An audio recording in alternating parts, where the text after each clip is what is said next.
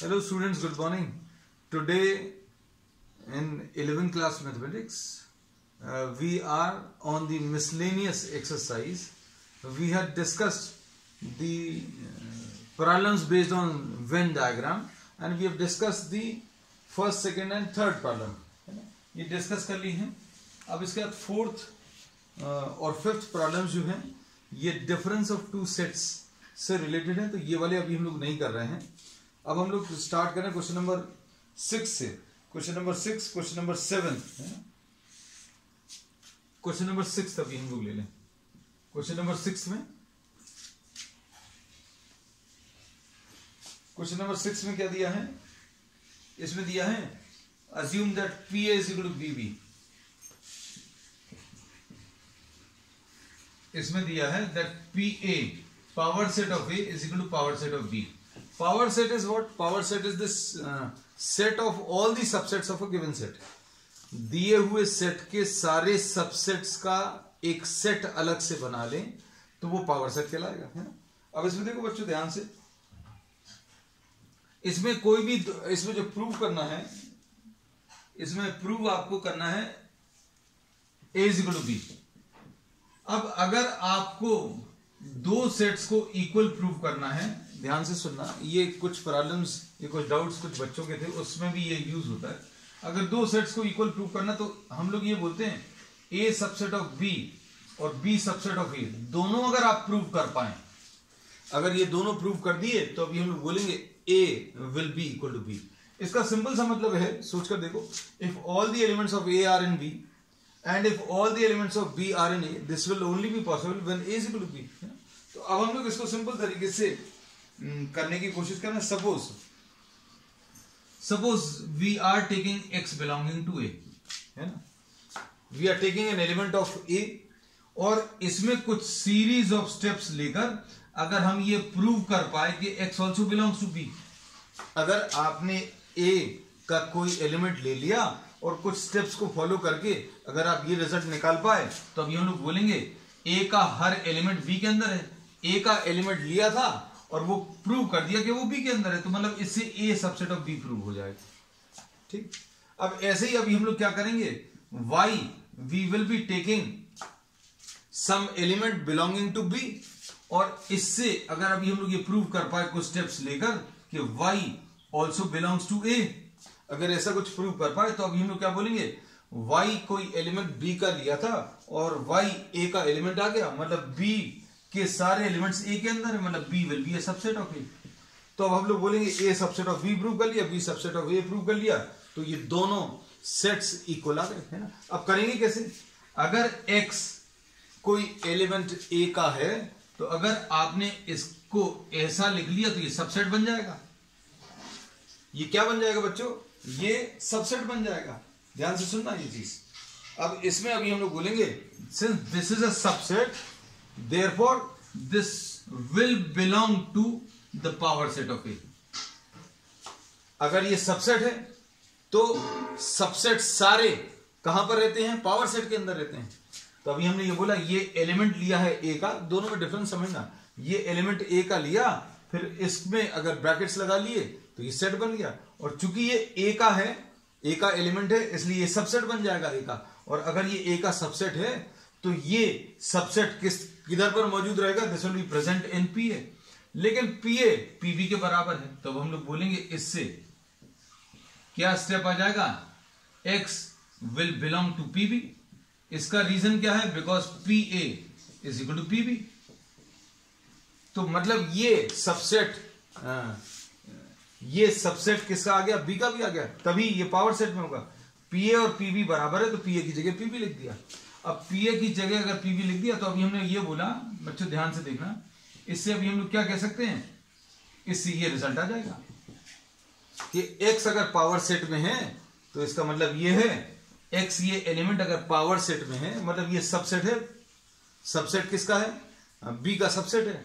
B का subset है मतलब अगर आपने ये हटा दिया, ब्रैकेट हटा दिए तो एलिमेंट बन गया, और एलिमेंट बन गया तो element will belong to B.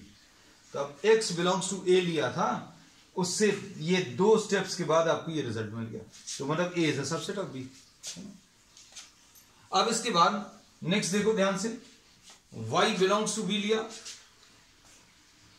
अब y बिलोंग्स टू बी अगर लिया तो अभी हम लोग क्या बोलेंगे,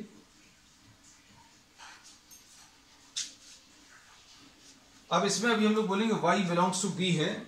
इसका मतलब क्या है, y बिलोंग्स टू बी, अगर आपने इसमें ये ब्रैकेट्स लगा दिए मतलब ये सेट बन गया। अगर ये सेट बन गया तो ये एक सबसेट हो गया।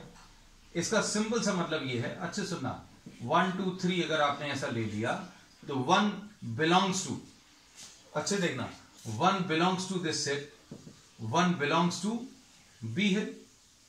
और अगर आपने इसमें ऐसा लिख दिया तो हम लोग ये बोलेंगे ये सबसेट बन गया। सबसेट किसका बन गया, बी का सबसेट बन गया, है ना।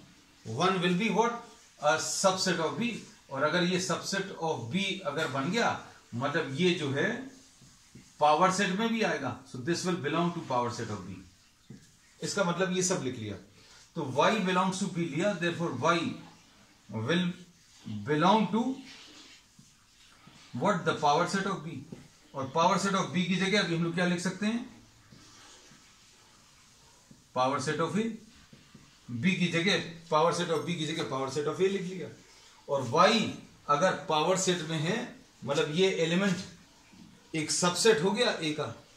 ये वाला जो एलिमेंट के साथ ये जो सबसेट बना ये सबसेट बन गया ए का, क्योंकि ये कोई भी सबसेट कहां पर प्रेजेंट रहते हैं, पावर सेट के अंदर रहते हैं।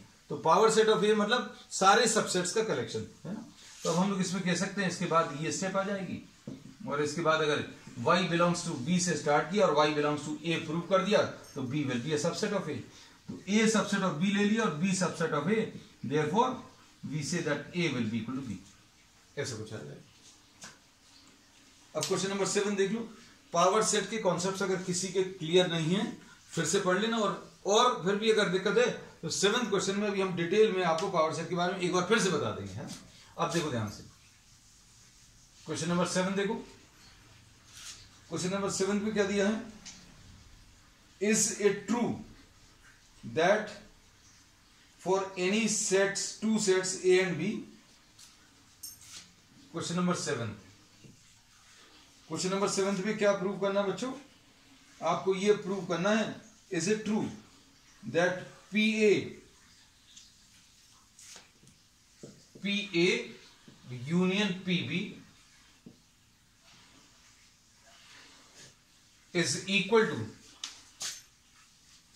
Power set of A union B. क्या ये ट्रू है ना। जस्टिफाई और आंसर, तो जस्टिफाई अगर करना तो यू कैन टेक एग्जांपल्स। अगर आपको जस्टिफिकेशन देना है यू कैन टेक एग्जांपल्स। जैसे एग्जांपल के लिए देखो बच्चों, ए अभी हमने ले लिया 1 2, हम बहुत सिंपल एग्जांपल इसलिए ले रहे हैं क्योंकि ज्यादा कैलकुलेशंस नहीं करने पड़ेंगे, है ना। अब इसमें पावर सेट ऑफ ए क्या आ जाएगा, पावर सेट ऑफ ए ये आ जाएगा इसके सारे सबसेट्स का कलेक्शन। सारे सबसेट्स क्या आ जाएंगे, एक तो ये आ गया, फिर इसके बाद ये आ गया 1, उसके बाद क्या आ गया 2 आ गया, उसके बाद कितना आ गया 1 और 2 आ गया, है ना। तो पावर सेट ऑफ ए आ गया भाई। पावर सेट ऑफ ए में सारे सबसेट्स आ जाएंगे। तो कितने सबसेट्स आते हैं, जितने एलिमेंट हैं 2 के ऊपर नंबर ऑफ एलिमेंट्स अगर आप कर दें तो क्या मिल जाता है, नंबर ऑफ सबसेट्स, है ना। तो अभी हम ये चीज पहले भी बता चुके हैं, आज फिर बता दिया। तो अब हम लोग इसमें क्या बोलेंगे कि भाई इसमें 2 एलिमेंट्स हैं तो इसके 4 सबसेट्स होंगे, क्योंकि 2 टू द पावर ऑफ 2। एक तो एम्प्टी सेट हो गया, एक दिया हुआ पूरा सेट कॉपी कर लिया, और 1 और 2, है ना। अब हम ज्यादा बड़ा सेट इसलिए नहीं लिए क्योंकि अगर 3 एलिमेंट्स ले लेते बच्चों, अगर आप 1 2 3 ले लेते तो इसमें आपको 8 सबसेट्स लिखने पड़ते। तो अभी जस्टिफिकेशन देना तो आप कम से कम एलिमेंट्स में कर लो। आप बी ले लो, बी बच्चों अभी हम लोगों ने ले लिया सिर्फ ये ए ले लो या 3 ले लो, आपको जो अच्छा लगे। जैसे एग्जांपल के लिए ए ले लिया तो बी के सबसेट्स कितने आ जाएंगे, क्योंकि एक ही एलिमेंट है 2 टू द पावर ऑफ 1 यानी 2 सबसेट्स आएंगे। तो power set of B will be the set of all subsets. इसके सबसेट्स क्या आ जाएंगे, एक तो ये एम्प्टी सेट आ गया और एक ये ए आ गया, है ना। अब देखो ध्यान से, P A union P B, union P B, अच्छे देखना सारी चीजें क्लियर हो जाएंगी। पावर सेट के सारे कॉन्सेप्ट, ये जो अगर किसी को इसमें कंफ्यूजन हो, ये सारी चीजें दूर हो जाएंगी इसमें। इन दोनों का यूनियन अगर आप ले लो तो कितने आ जाएंगे? यूनियन में 1 2 3 4 5 एंड 6, 6 दिख रहे हैं, लेकिन ये 2 बार मत लिख लेना, है ना। तो अब हम लोग क्या बोलेंगे इसमें? एक तो ये आ गया, फिर उसके बाद 1 आ गया, उसके बाद 2 आ गया, उसके बाद क्या आ गया? 1 2 आ गया, उसके बाद A आ गया। ये एलिमेंट्स आ गए। अब देखो ध्यान से, A यूनियन B कितना आएगा बच्चों? A union B, A union B कितना आ जाएगा? इन दोनों का यूनियन निकालो, इन दोनों का यूनियन कितना आ जाएगा? 1 2 एंड A, 1 2 और A, 1 आ गया, 2 आ गया, A आ गया। भाई अब इसका पावर सेट लिखो।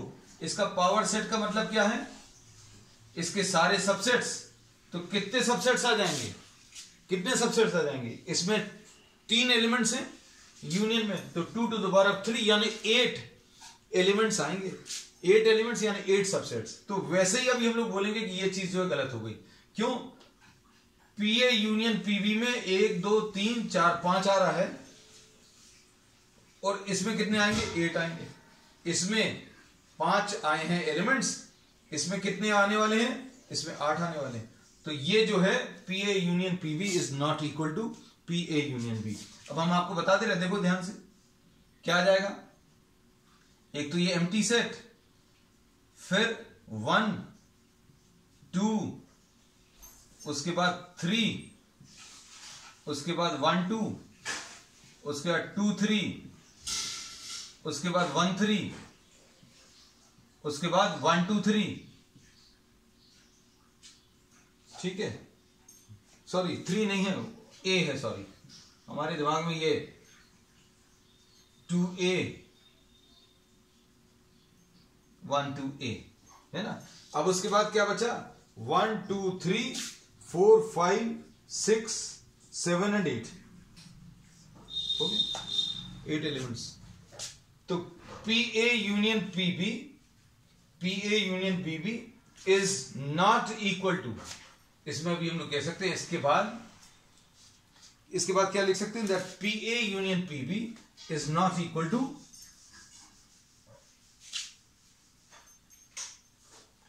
PA union PB is not equal to P of A union B। चलो नेक्स्ट क्वेश्चन बच्चों, ये क्वेश्चन नंबर कौन सा था? This was question number 7। अब इसके बाद क्वेश्चन नंबर 8, फिर से इसमें डिफरेंस है and that we are not discussing. Question number 8, फिर उसके बाद अभी नेक्स्ट क्वेश्चन अभी हम लोग ले रहे हैं इसमें, क्वेश्चन नंबर 9।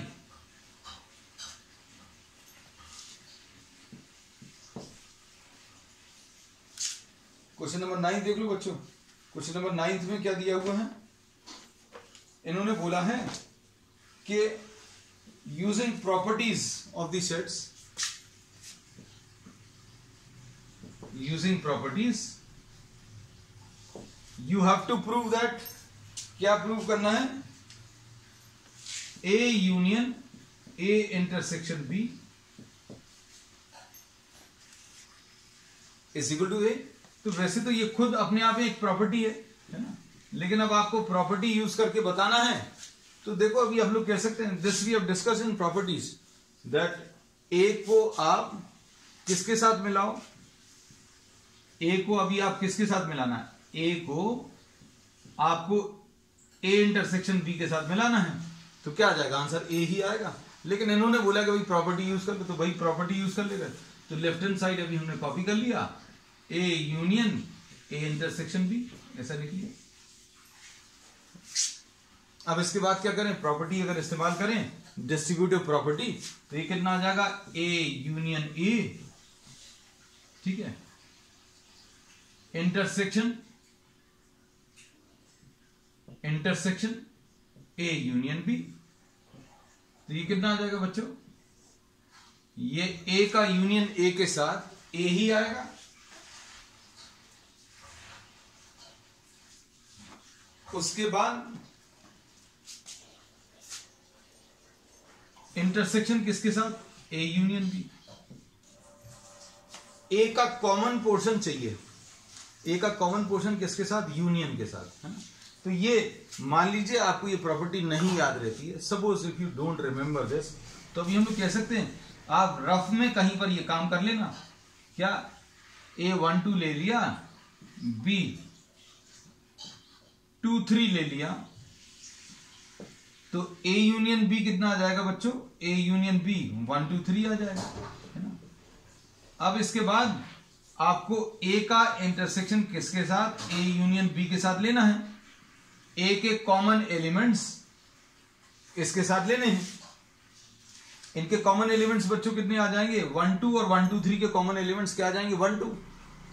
तो 1 2 किसके बराबर है? इन दोनों के कॉमन एलिमेंट्स बच्चों कितने आ जाएंगे? 1 2, और 1 2 क्या है? ए है। तो हम लोग बोलेंगे कि भाई इसका आंसर क्या आने वाला है? ए आने वाला है। बस फिनिश, इतना ही सब प्रूफ है। अब इसके बाद नेक्स्ट पार्ट इसका ए इंटरसेक्शन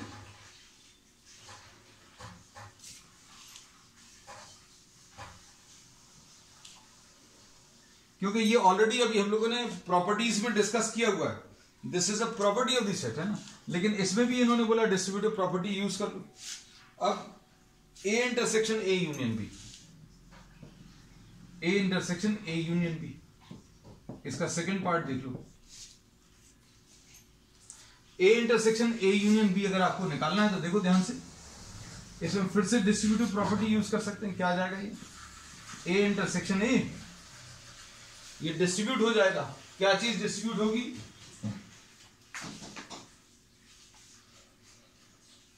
ये A intersection A union A intersection B, ऐसा कुछ लिख सकते हैं, है ना बच्चों। अब इसमें ए इंटरसेक्शन ए का ए के साथ इंटरसेक्शन, ए का ए के साथ इंटरसेक्शन ए ही आने वाला है, और ए को आपको किसके साथ मिलाना है? ए को आपको ए इंटरसेक्शन बी के साथ मिलाना है। ए इंटरसेक्शन बी कितना आएगा बच्चों? ए इंटरसेक्शन बी इसमें 2 आएगा। अब इसको अगर आपको ए के साथ मिलाना है तो ए ही आंसर में आएगा। So the answer to this will be A. तो अब हम लोग इसमें बोलेंगे कि बहुत ज्यादा कुछ करने का नहीं है इस वाले प्रॉब्लम में। अब इसके बाद 10th वाला क्वेश्चन, 10th क्वेश्चन में इन्होंने क्या बोला? A intersection B is equal to A intersection C does not imply B is equal to C। अब ये भी सिंपल है, आप थोड़ा सा हर एक प्रॉब्लम के बारे में सोचेंगे, just try to feel what is given and what is required in the problem. इन्होंने बोला कि कॉमन एलिमेंट्स बराबर हैं। किस किस के कॉमन एलिमेंट्स बराबर हैं बच्चों? आपको A intersection B, question number 10th में A इंटरसेक्शन B और क्या A इंटरसेक्शन C बराबर है। कॉमन एलिमेंट्स किस किस के बराबर हैं? A और B के कॉमन एलिमेंट्स और A और C के कॉमन एलिमेंट्स बराबर हैं। भाई देखो, A आपने 1 2 ले लिया, है ना।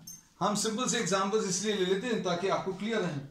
A और 1 2 ले लो, या थोड़ा सा और, चलो 1 2 3,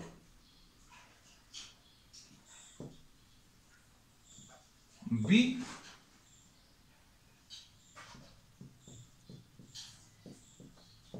ऐसा कुछ 3 4 5, C। अब देखो A और B के common elements, A intersection B, क्या आ जाएगा इसके कॉमन एलिमेंट्स? A और B के कॉमन एलिमेंट्स क्या आ जाएंगे बच्चों? 3 आएगा बस। और A और C के common elements A intersection C, ये भी 3 आएगा। इससे क्या मिल रहा है? A intersection B is equal to A intersection C आ रहा है। लेकिन क्या B और C बराबर हैं? B is not equal to C. So you can note down this example, है। अब इसके बाद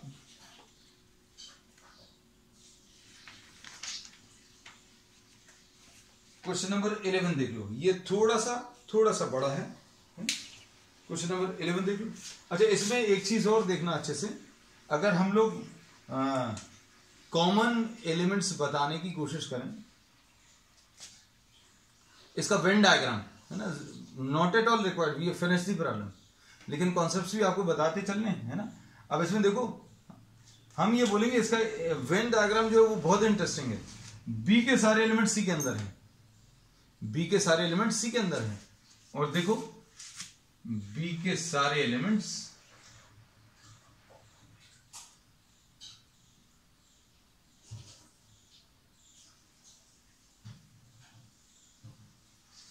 बी के सारे एलिमेंट सी के अंदर हैं, और ये ए है, ए है, ये बी है, ये बाहर वाला सर्कल सी है। अब ये देखो इसमें ये थ्री किस किस के अंदर है, थ्री कौन से वाले सर्कल के अंदर है, ए के अंदर भी है, बी के अंदर भी है, और सी के अंदर भी है, और बी और सी बराबर भी नहीं है। बी और सी अगर बराबर होते तो दोनों सर्कल एक ही आ जाते।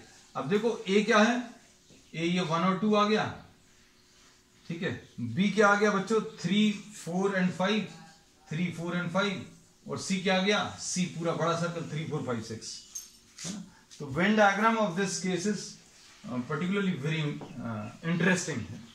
तो अगर आपको ये लेना तो ये ले लो जस्ट फॉर नॉलेज से, because no need of the diagram in this case, but still for discussing the concepts I have discuss this, क्योंकि इसका डायग्राम बड़ा अच्छा सा है।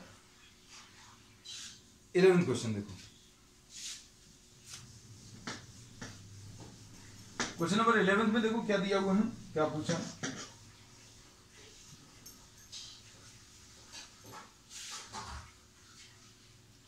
A and B be the sets such that A intersection B, question number 11 में देखना।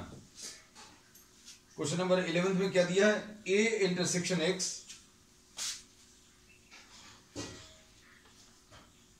is equal to A intersection X is equal to B intersection X, A intersection X is equal to B intersection X is equal to 5, ऐसा कुछ दिया है ना।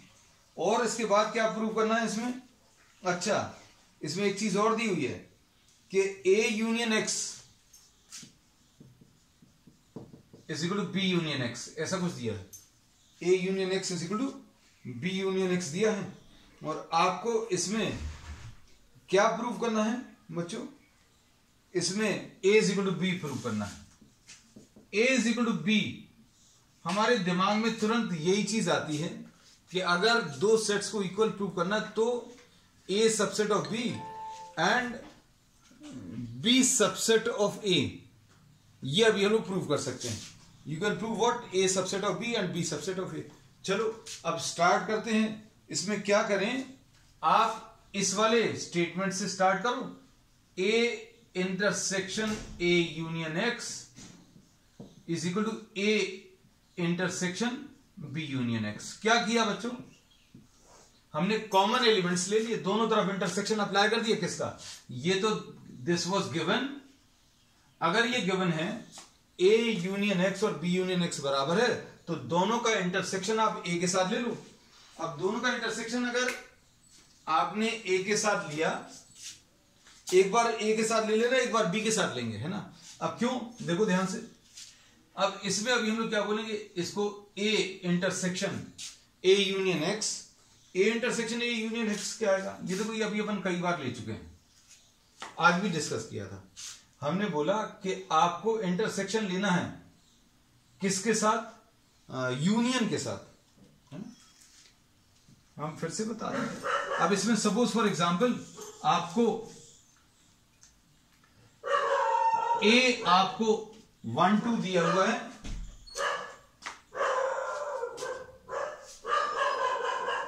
A आपको इसमें 1 and 2 दिया है। एक मिनट बच्चों,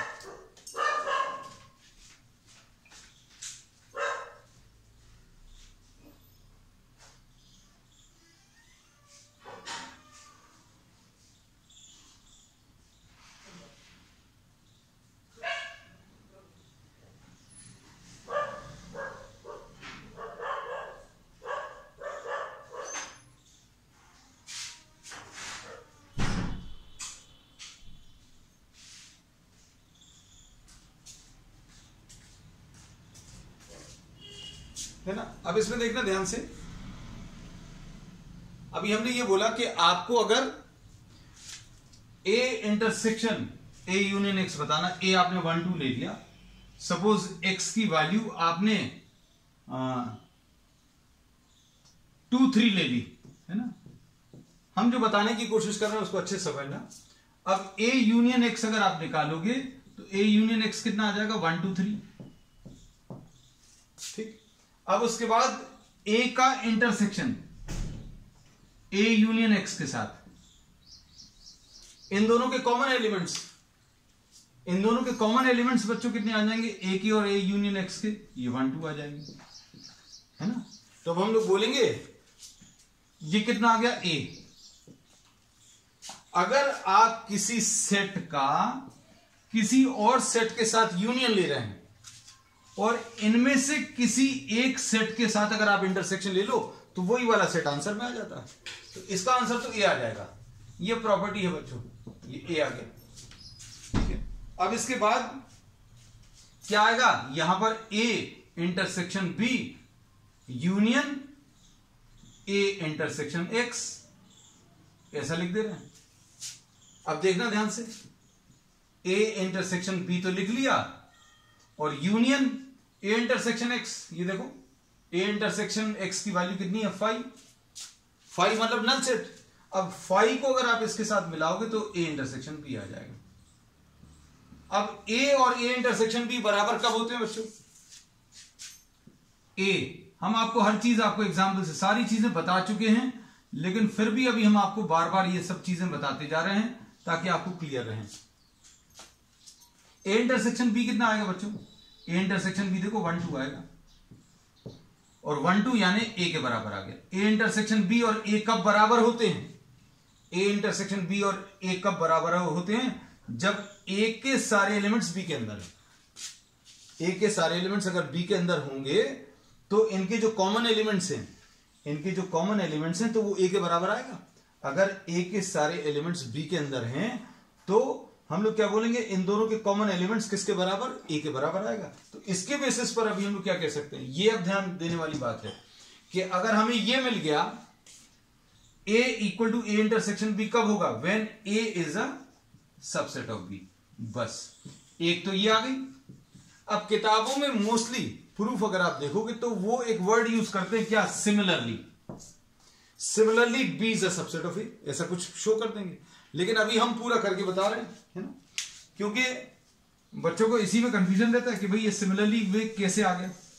सो now what we do, we are once again starting with the point which is given, A union X is equal to B union X दिया है ना।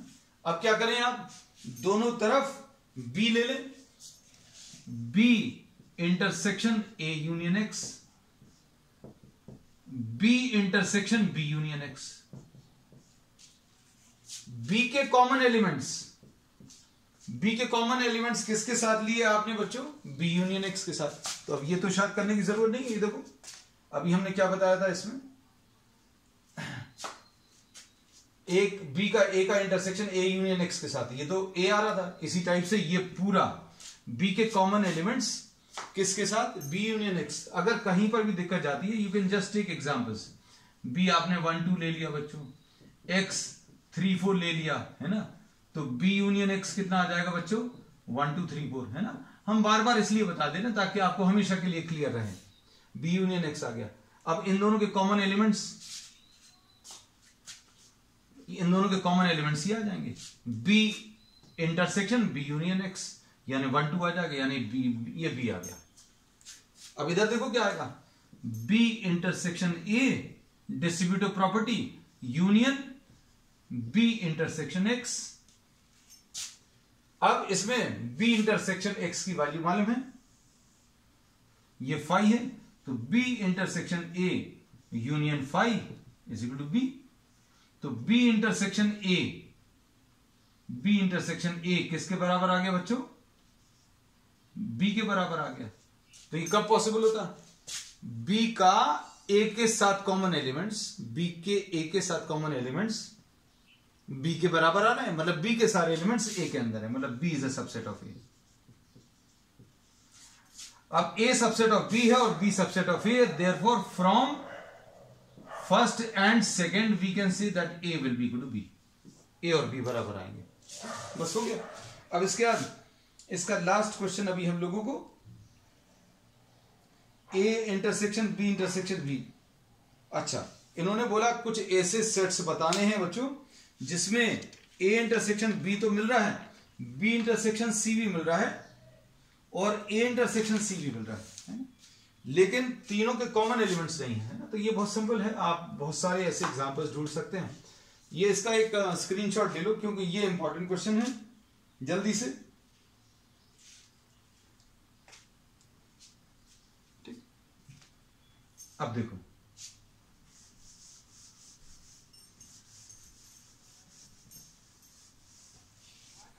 अब इसमें देखना क्या आएगा। क्वेश्चन नंबर 12, ए 1 2 3 ले लो, बी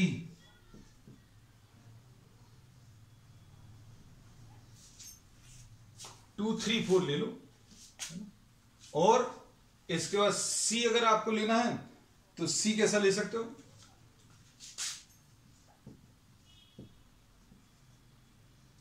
4। तो इन दोनों में कुछ कॉमन तो मिल गया, इन दोनों में भी कुछ कॉमन मिल गया। अब इन दोनों में भी कुछ कॉमन चाहिए तो चलो 1 ले लो। अब इसमें अभी हम लोग क्या बोलते हैं, इसको अगर आप देखें, ए इंटरसेक्शन बी कितना है बच्चों, ए इंटरसेक्शन बी 2 3 है। बी इंटरसेक्शन सी बच्चों क्या है, बी और सी के कॉमन एलिमेंट्स 4 हैं। अब ए इंटरसेक्शन सी, ए और सी के कॉमन एलिमेंट्स 1 हैं, लेकिन तीनों के कॉमन एलिमेंट्स 1 तीनों में नहीं है, 2 तीनों में नहीं है, 3 ये भी तीनों में नहीं है, है ना। तो अब हम लोग इसमें ये कह सकते हैं कि A intersection B intersection C is equal to what, 5। अब इसके जो बाकी के पार्ट्स हैं that we have completed in what the previous class, है ना। This finishes the chapter sets, and we'll be doing some additional problems on the next term, and after 1 or 2 lectures, 1 or 2 sessions for some extra questions, we will be starting the next chapter. That's all for today.